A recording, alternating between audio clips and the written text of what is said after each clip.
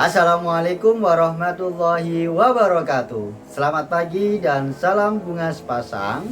Salam pencak silat dan salam semangat. Hari ini kita berlatih lagi di semester 2 tahun 2021.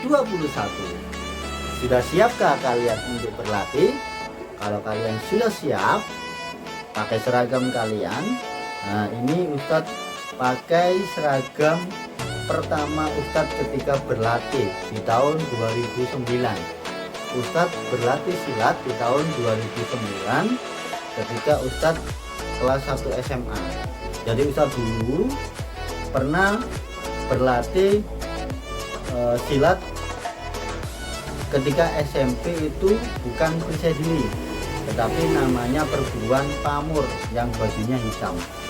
Pamur itu latihannya di Gresik dan diciptakan oleh orang Madura.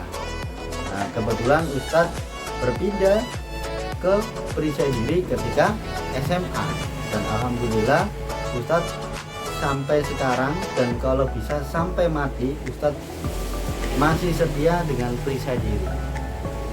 Kenapa sih Ustadz suka dengan Perisai Diri? Nah, ini sebelum berlatih Ustadz akan menjelaskan atau sharing-sharing saja mengenai Perisai Diri. Perisai Diri ini adalah latihan yang tidak terlalu banyak hafalan. Mengapa? Kalau Ustadz dulu ketika Ustadz berlatih perguruan yang dulu itu banyak hafalannya. Jurus 1, jurus 2, jurus 3, jurus 4, jurus 5 sampai jurus 30, jurus 50 dan lain sebagainya, banyak sekali hafalannya. Namun di Perisai Diri kalian dituntut untuk kreatif. Kenapa? Karena menggunakan teknik. Teknik itu berkembang. Ketika Ustadz memberikan ilmu harimau, kalian bisa gerak sesuai yang kalian inginkan, bebas. Kalian misalnya berpikir, aku mau mukul segini, aku mau mukul ini, aku mukul ini, mukul gini, terserah. Kenapa? Karena di Perisai Diri tidak dituntut anak-anak harus seperti ini, tetapi bebas, kreativitas masing-masing. Nah, untuk itu ketika anak-anak sudah belajar Perisai Diri, yuk belajarlah Perisai Diri yang sungguh-sungguh, bukan hanya ekstra. Kalau hanya ekstra itu nanti kalau udah selesai beres, tidak latihan lagi. Tetapi kalau kalian sudah menginginkan Perisai Diri ini di dalam hati, insya Allah kalian akan terus sampai besar nanti, kalian tetap akan berlatih Perisai Diri. Apapun yang kalian lakukan dengan senang hati itu mudah sekali. Ya, Ustadz akan memberikan penjelasan manfaatnya. Apa sih manfaat Perisai Diri itu? Yang pertama adalah banyak sekali. Yang pertama adalah badan kalian sehat. Ini paling penting karena sakit itu mahal. Di rumah sakit kalau kalian sakit, kalau tidak ada BPJS, tidak jaminan kesehatan, kalian sakit bayarnya jutaan. Kalau sakitnya lebih parah malah puluhan juta, bisa ratusan juta. Jadi sehat itu penting, atau sehat itu pilihan. Kalau kalian mau sehat, lakukan olahraga yang baik, karena sehat itu pilihan. Selanjutnya yang kedua,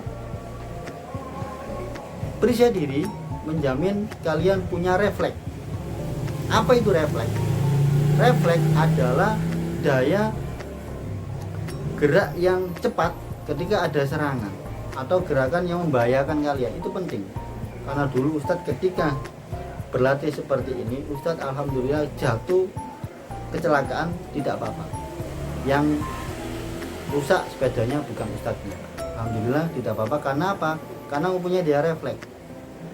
Kepala nggak apa-apa, badan nggak apa-apa. Dan ketika ada orang yang jahat sama Ustadz, alhamdulillah Ustadz juga pernah bertarung tetapi Ustadz tidak mau.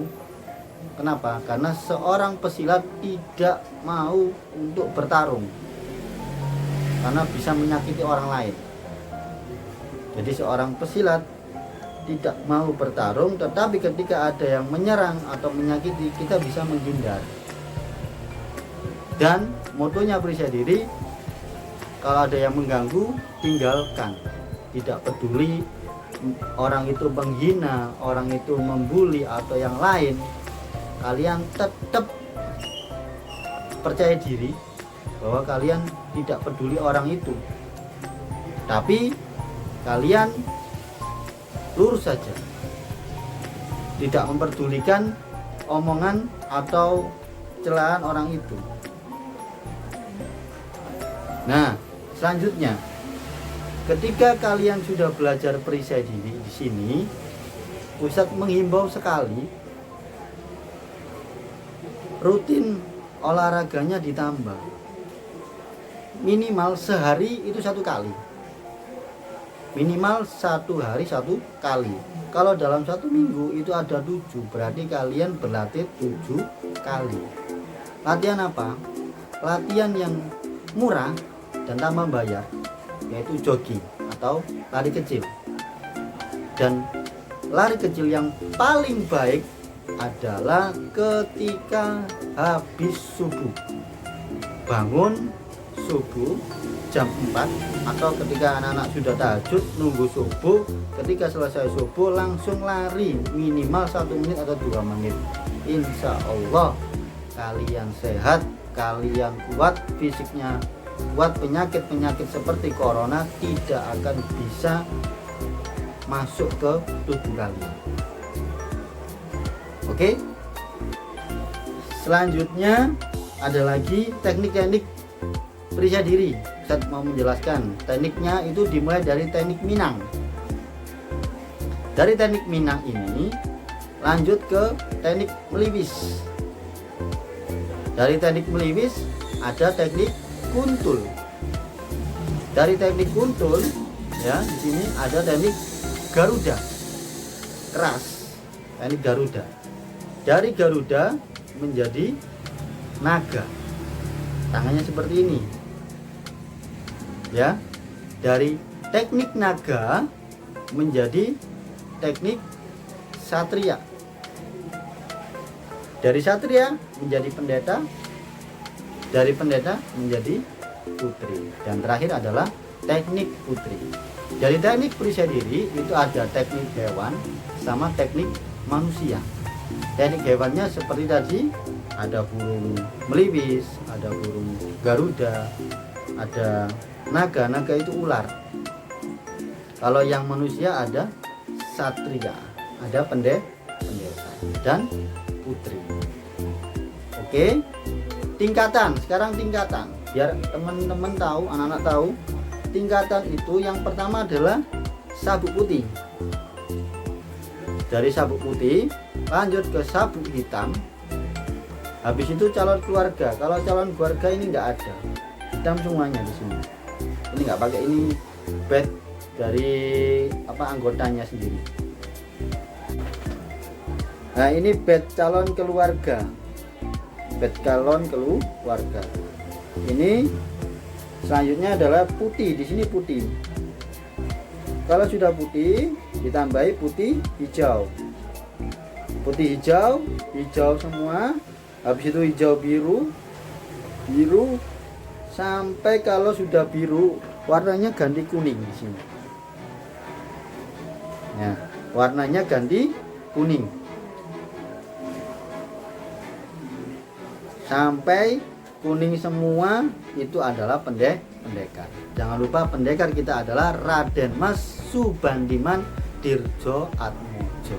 Jadi Ustadz berpesan, ketika anak-anak sholat, ketika anak-anak selesai sholat, Ustadz meminta doa kepada anak-anak Al-Fatihah untuk pendiri kita Raden Mas Subandiman Dirjo Atmojo, atau dipanggil Pak Dirjo, agar ilmu kita bisa sambung ke beliau, Sudah ya anak-anak. Di sini tidak ada tugas, cuman melihat dan absen di kolom komentar. Biar Ustadz tahu mana yang aktif dan mana yang tidak aktif. Itu saja. Terima kasih. Wassalamualaikum warahmatullahi wabarakatuh.